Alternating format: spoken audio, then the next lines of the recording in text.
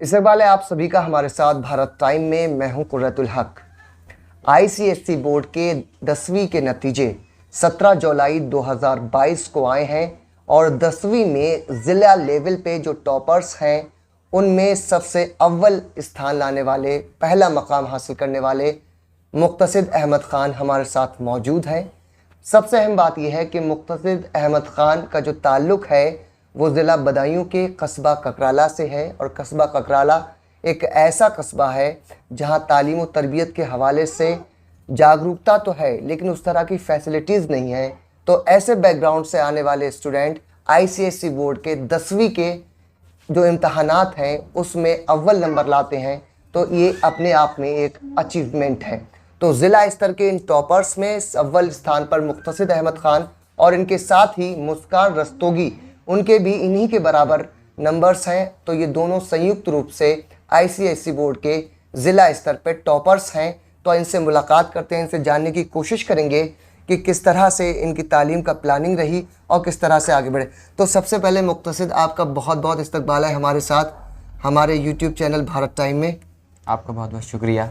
मुक्तसिद, तो सबसे पहली चीज़ ये बताइए कि कस्बा ककराला के बैकग्राउंड से आने वाला कोई स्टूडेंट अगर 10वीं क्लास के आईसीएसई में ज़िला टॉप पर बनता है तो ये अपने आप में एक बहुत अहम और बड़ी चीज़ होती है जी। तो इसके पीछे किस तरह की स्ट्रेटजीज़ आप सोच रहे थे पढ़ाई के दौरान, किस तरह का प्लानिंग कर रखी थी? मैंने वैसे तो कोई प्लानिंग नहीं सोची थी। जब भी मेरा पढ़ाई करने का दिल करता था तभी मैं अपनी पढ़ाई करता था। जब कभी पढ़ाई करते करते थक जाता था तो कुछ थोड़ा बहुत एंटरटेनमेंट भी कर लिया करता था। अच्छा मुक्तसिद, जब कस्बा ककराला की बात होती है, ज़िला बदायूं से 14-15 किलोमीटर की दूरी पे है जी। वहाँ के तालीम का माहौल और बैकग्राउंड, तो उसके बारे में क्या कहना चाहते हैं? कब आए थे आप, किस तरह की शुरुआत हुई? जी, हम 2011 में हमने यहाँ पर शिफ्ट किया है बदायूं में। अच्छा, कि आपकी फैमिली का बैकग्राउंड बताइए, आपके वालिद वालिदा माता पिता के बारे में। जी, मेरे अब्बू सरकारी टीचर हैं और मेरी अम्मी हाउसवाइफ हैं। अच्छा, इसके अलावा आपके जैसे और घर में जैसे आपके चचा ताऊ और फैमिली वो सब कहाँ रह रही है? ककराले में है या बदायूं में शिफ्ट है, कहाँ है?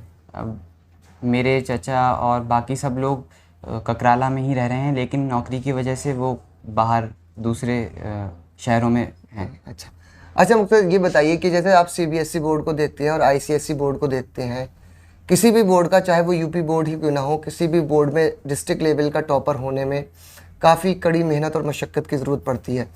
तो आप इन तमाम बोर्ड्स को किस तरह से मुख्तलिफ पाते हैं, किस तरह से मुश्किल कठिन किस तरह का पाते हैं? अगर हमें कोई चीज़, कोई टॉपिक अगर अच्छे से समझ में नहीं आता तब वो हमारे लिए कठिन होता है। अगर हमें वो अच्छे से समझ में आता है तब वो हमारे लिए आसान हो जाता है। इसीलिए हमें चीज़ों को समझ कर याद करना चाहिए। ये मेरा हमेशा से ये रहा है कि जब भी कोई भी चीज़ मुझे समझ में नहीं आई तो मैंने अलग अलग जगहों से मोबाइल या फिर अपने अम्मी अब्बू का सहारा लिया, जिसकी वजह से मेरे इतने अच्छे नंबर आए। जैसे 98 नंबर्स भी बहुत काफ़ी हैं, तो आपको कहीं ना कहीं ये लगा होगा कि मेरे 98 नंबर्स आए, बहुत अच्छी बात है, काफ़ी अच्छे रहे। कहीं कुछ ऐसा भी फील होता है कि थोड़ी मेहनत में और कर सकता था और ऊपर जा सकता था? इंग्लिश में मेरे थोड़े से कम रह गए थे बुखार की वजह से। अच्छा। अगर उस वक्त मुझे बुखार नहीं होता तो शायद और अच्छे आते। अच्छा, आपके जो और तमाम लोग जो अब आप स्कूल में भी गए होंगे, अपने साथियों से भी मिले होंगे, क्लासमेट से भी, और जो टॉपर्स की फहरिस्त है उन तमाम से, तो उसकी पहले अव्वल नंबर पे आना या पहली सीट पे बैठना, किस तरह का रिस्पॉन्स है दोस्तों का? जी, वो बहुत, मेरे दोस्त और मेरे क्लासमेट सभी लोग और मेरे टीचर सभी लोग बहुत खुश हैं और सब लोगों के कॉल्स आ रहे हैं बधाइयों के लिए जी। और मुझे बहुत खुशी और अच्छा लग रहा है। अच्छा, ककराले के लोगों को, ककराले के बच्चों को क्या संदेश देना चाहते हैं और ज़िला बदायूं के अपने साथियों को? जी, मैं ये संदेश देना चाहता हूँ कि पढ़ाई कंसिस्टेंट होकर पढ़ें, अपने गोल्स को सेट करें, उसके अकॉर्डिंग अपनी पढ़ाई करें और कभी भी अगर आपको थोड़ा प्रॉब्लम हो रही है किसी भी चीज़ में तो अपने टीचर्स और आपके पास इस वक्त तो ऑनलाइन ज़माना है तो मोबाइल भी सबके पास हैं, तो उसका सहारा ले सकते हैं समझने के लिए। इन सब चीज़ों का सहारा लेकर अपने गोल को अचीव करने की कोशिश करें। जो लोग हमारे व्यूअर्स हैं, चाहे वो आपको हिंदुस्तान के किसी कोने में देख रहे हों या उत्तर प्रदेश के किसी कोने में या ज़िला बदायूं में या फिर आपके कस्बा ककराला में ही क्यों ना देख रहे हों, उन्हें क्या कहना चाहते हैं उनसे आप? मैं ये कहना चाहता हूँ कि जैसे एक इंसान के सक्सेस के पीछे कई हज़ार लोगों का सहारा होता है, वैसे ही मेरे भी इस अचीवमेंट के पीछे सारे लोगों का सहारा है।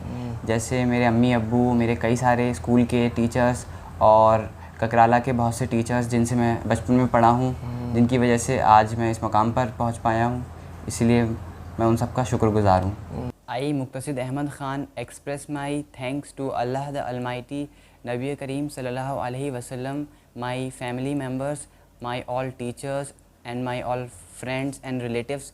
Special thanks to my father Naimul Hassan Khan, my mother Maghfirat Nawaz and my elder brother Manaqib, who has played a very important role in this preparation. Thanks to Kakrala and Badaयूं, my hometowns. Thanks.